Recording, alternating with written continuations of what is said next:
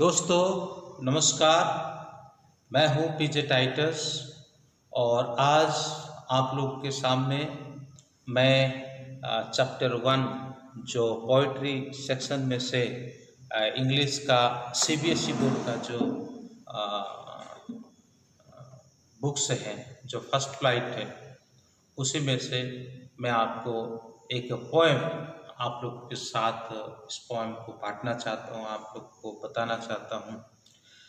ये पोएम का नाम है dust of snow. The name of this poem is dust of snow, that is written by Robert Frost. ये Robert Frost के द्वारा यह पोएम लिखा गया है। तो यद्यपि एक छोटा पोएम है ये, तो इसी पोएम हमें एक बहुत बड़ा जो अर्थ है वो दिखाता है, दर्शाता है। तो पोएम हमें ह्यूमन जजमेंट जो है किस तरह से एक सर्टेन इश्यू के ऊपर मिसलीडिंग करता है उसी के बारे में दिखाता है। और साथ ही साथ इस पोएम में पोएट जो है दो विशेष विषयों को सामने लाते हैं, एक क्रॉ है और एक हेमलॉक ट्री है। और उसमें यह दर्शाते हैं कि इन दोनों ने कैसे उनका जो मन को परिवर्तन करने में, उसका मूड को चेंज करने में और किस प्रकार सहायक सिद्ध हुए इस बारे में वो बताते हैं। और कैसे फाइनली वो ऑप्टिमाइज्ड बन जाते हैं, यानी आशावादी बन जाते हैं। पहले तो निराश में थे लेकिन बाद में वो कैसे आशावादी बन जाते हैं इसके बारे में लिखा है। So friends, those who are watching my video, I request them, if you want to see my English video, you can see the English video, because every video I made in English as well as in Hindi also. So as for the English medium students or as you are studying English, so that is why it is necessary to watch the English video, that you can multiply your language knowledge. Okay, so जो हिंदी में देखना चाहते हैं वो देखें हिंदी में। मेरा हर video English में और हिंदी में दोनों भाषा में रहता है। और मैं ये चाहूँगा कि इंग्लिश पढ़ते हो तो आप इंग्लिश में देखो, ताकि आपका इंग्लिश में नॉलेज ग्रो हो जाएगा। लेकिन फिर भी अगर आपको कोई प्रॉब्लम हो, आप किसी तरह से बिल्कुल ही असमर्थ हो इंग्लिश समझने के लिए, तो फिर आप ये हिंदी वीडियो देख सकते हैं। तो आइए हम इसका समरी को देखेंगे।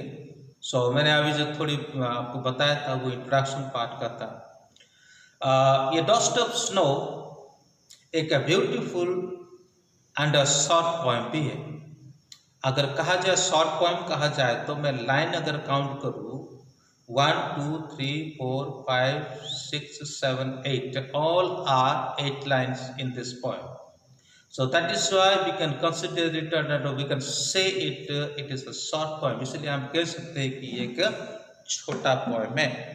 और ये छोटा पोएम में रॉबर्ट फ्रॉस्ट हमें एक सिंपल मोमेंट जीवन में कैसे एक लार्ज इम्पैक्ट को लेके आ सकता है उसके बारे में बताता है। यानी एक छोटा सा घटना कैसे हमारा मन को बदल सकता है और हमारा दिशा को कैसे परिवर्तन कर सकता है, और उसी के बारे में इस पोएम में हमें रॉबर्ट फ्रॉस्ट बताते हैं।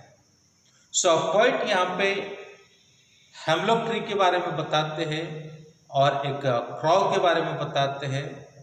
और पोएट यहाँ पे क्रॉ को जो सिग्निफाइज देते हैं, सिग्निफाइज करते हैं कि उनका डिप्रेसिव सोरोफुल मूड। फिर हेमलॉक ट्री को एक पॉइजनस ट्री के रूप में वो बताते हैं। लेकिन जैसे भी है, और ये दोनों जो है पोएट के लिए एक डार्क साइड था।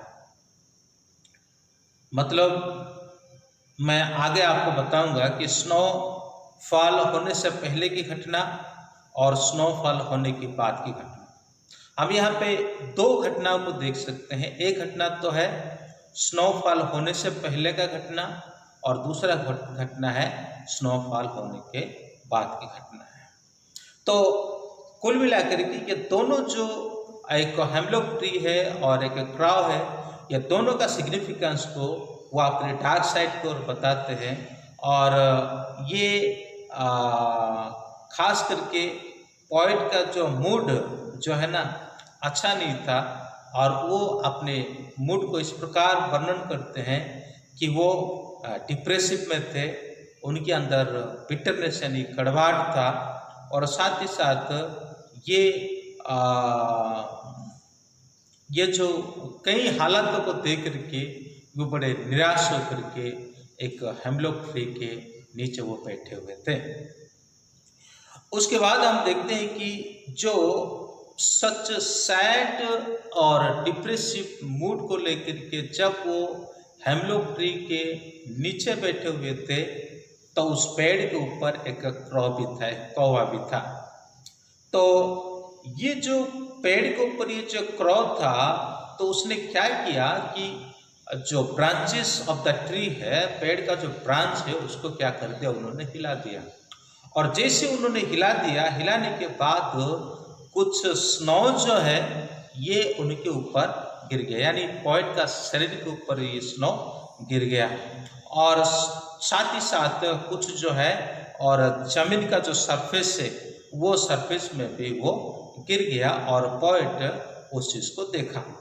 तो पोएट ये चीज़ को देखे, और देखने के बाद फिर इसमें जो परिवर्तन देखा उन्होंने कि स्नो फॉलिंग हुआ, फॉलिंग होने के बाद कुछ समय के बाद वहाँ से डिसअपियर हो गया, और ये जो क्रिया को उन्होंने देखा, ये जो क्या कह सकते प्रोसेस को उन्होंने देखा, और ये प्रोसेस को देखने के बाद उनका मूड चेंज हो गया, क्योंकि स्नो गिर गया, सूर्य का जो ताप के कारण, उसका हीट के कारण ये स्नो पिघल जाता है और वहाँ से गायब भी हो जाता है। तो जैसे ये घटना को देखते हैं, तब वो मन में सोचते हैं कि देखो, मैं तो यहाँ दिन का जो हाफ टाइम है, दिन का जो आधा समय है, मैं सिर्फ इस पेड़ के नीचे बैठे हुए थे, अपना समय को गुजार दिया, डिप्रेशन के साथ, निराशा के साथ, है ना, दुख के साथ और कड़वाहट के साथ, इन सभी के साथ मैंने ये समय को गुजार दिया। लेकिन अब मैं आगे चल करके एक ऑप्टिमिस्ट के तौर पर एक अच्छा एक्टिविटी करते हुए आधा दिन को मैं गुजार दूंगा। तो जैसे कि मैं पहले बताया था, इसी पोएम का दो भाग है। एक भाग तो स्नोफॉल होने से पहले की बात है, और दूसरा भाग है स्नोफॉल होने की बात है। स्नोफॉल होने से पहले, और वो काफ़ी डिप्रेस में, निराश में, दुख में और कड़वाहट में थे, लेकिन जब स्नो फॉलिंग हो जाता है, वो दृश्य उनका जीवन को मतलब उसका माइंड को चेंज कर देता है। और उसके बाद वो कहते हैं कि समय को ऐसा वेस्ट करने के बजाय, नष्ट करने के बजाय, मैं उसे कुछ यूजफुलनेस की ओर ले जाऊंगा, यूटिलाइज्ड की ओर ले जाऊंगा, और उसके साथ एक कंस्ट्रक्टिवली मैं इस समय को इस्तेमाल करूंगा। तो यही था इस पोएम का मेन समरी, और मैं पोएम को थोड़ा खाली रीडिंग कर देता हूं, और समरी तो आपको बता ही दिया था। The way A क्रॉ shook down on me the dust of snow from a hemlock tree has given my heart a change of mood and shaped some part of a day I had rued। ये था इस poem, और साथ ही साथ हम poetic device को हम देखते हैं। मैं पोएम को एक्सप्लेन नहीं करूँगा क्योंकि पोएम बहुत छोटा है, और साथ ही साथ आपका समरी में ही उसका सारा एक्सप्लेनेशन पूरा हो गया। मैं जैसे कि कहा था, पहली घटना स्नोफॉल होने से पहले क्या था, स्नोफॉल होने के बाद क्या हुआ, इसको आप सोचें और आपको अपने आप को पूर्ण रूप से समझ में आ जाएगा। पोएटिक डिवाइस को हम देखें, एक तो राइम स्कीम है। राइम स्कीम में ऐसा है ए बी सी डी। फिर से कहता हूँ, ए बी सी डी। कभी वक्त मिले तो स्कीम कैसे निकाला जाता है, राइम स्कीम कैसे निकाला जाता है। और आगे और जब मैं कुछ हायर क्लास के लिटरेचर पढ़ाने के लिए और भी कुछ तैयार करूँगा, और उस समय मैं आप लोगों को इस टॉपिक लेकर के आप लोग के सामने आऊँगा। तो उसके बाद हम देखते हैं कि यहाँ अलिटरेशन है, has given my heart and saved some part. यहाँ पे हम देख सकते हैं फर्स्ट लाइन में एच और एच दोनों एच को अंडरलाइन किया हुआ है। सेकंड लाइन में एस ए और एस ओ इनको भी अंडरलाइन किया हुआ है। ये सभी को ही हम अलिटरेशन के रूप में हम उसे लेते हैं, और ये पोएम का अलिटरेशन यही होता है। उम्मीद करता हूँ आप सभी को और अच्छी तरह से समझ में आ गया होगा, और आप वीडियो को जरूर देखिए। चैनल को अभी तक सब्सक्राइब नहीं किया है तो चैनल को सब्सक्राइब करें, और आप अपना कीमती कमेंट भी मुझे दिया करें। Thank you, may God bless you।